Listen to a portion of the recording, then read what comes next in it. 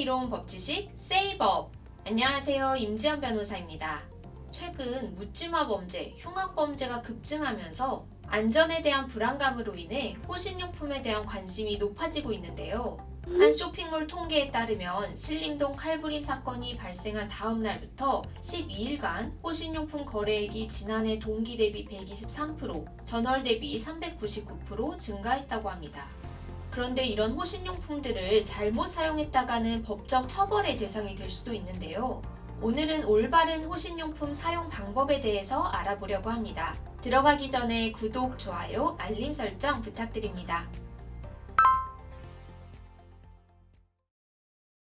일반인이 호신용품을 사용하려고 할 때 사용 허가를 받아야지만 소지할 수 있는 호신용품들이 있는데요. 총포, 도검, 화약류 등의 안전관리에 관한 법률에 그러한 제한 규정이 있기 때문입니다. 총포화약법 제12조는 일반인이 총포, 도검, 분사기, 전기충격기 등을 소지하려고 하는 경우 허가를 받아야 한다라고 규정을 하고 있고, 소지 허가를 받아야 하는 용품들의 구체적인 사양은 총포화약법 시행령에서 정하고 있는데요.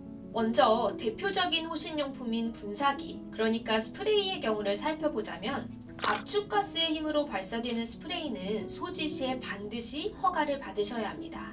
반대로 말하면 압축가스의 힘으로 분사되지 않는 호신용 스프레이라면 허가를 받지 않고도 소지를 할 수 있는 것이죠.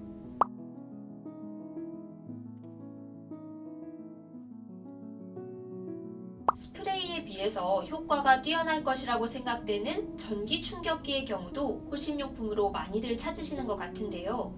전기충격기에 관하여는 총포화약법 시행규칙에서 전류, 전압의 상한선만을 규정하고 하한선을 규정하고 있지 않아서 실제로는 그렇게 강력하지 않은 전기충격기까지도 소지를 할 때 허가를 받아야 하는 것인지 애매한 부분이 있었지만 2003년 10mA 이하의 전기충격기는 인명에 위해를 가하지 않는다는 취지의 판결이 선고되면서 이를 하나의 기준으로 삼아 10mA 이하의 전기충격기는 허가를 받지 않고도 소지를 할 수 있게 되었습니다.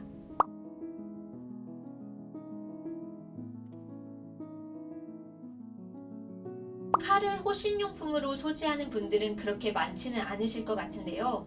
도검의 경우 칼날의 길이가 15cm 이상으로 성질상 흉기로 쓰이는 것과 칼날의 길이가 15cm 미만이라고 할지라도 그것이 흉기로 사용될 위험이 뚜렷한 경우에는 소지를 위하여 허가를 반드시 받아야 합니다.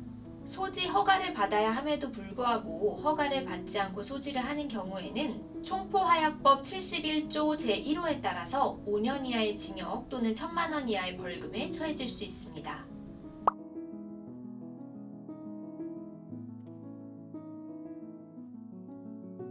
이렇게 소지 허가를 받아서 호신용품을 소지하게 되었다면 소지 허가를 받지 않은 다른 사람에게 이러한 호신용품을 양도하거나 빌려주어서는 안 되는데요.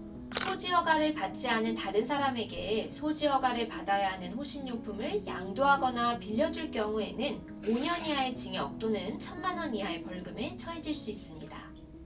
오늘은 올바른 호신용품 소지와 사용법에 대해서 알아보았는데요. 전문가들의 의견에 따르면 위험 상황에 처했을 때 호신용품을 믿고 있다가 제대로 사용하지 못해서 큰 화를 입거나 호신용품을 잘못 사용해서 범인을 자극하게 된다면 더 큰 피해를 입을 수도 있으니 그 자리에서 크게 소리를 지르며 빠르게 도망가는 것이 최선이라고 합니다.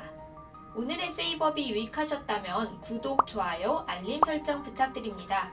지금까지 세상에 이로운 법지식 세이버업이었습니다. 감사합니다.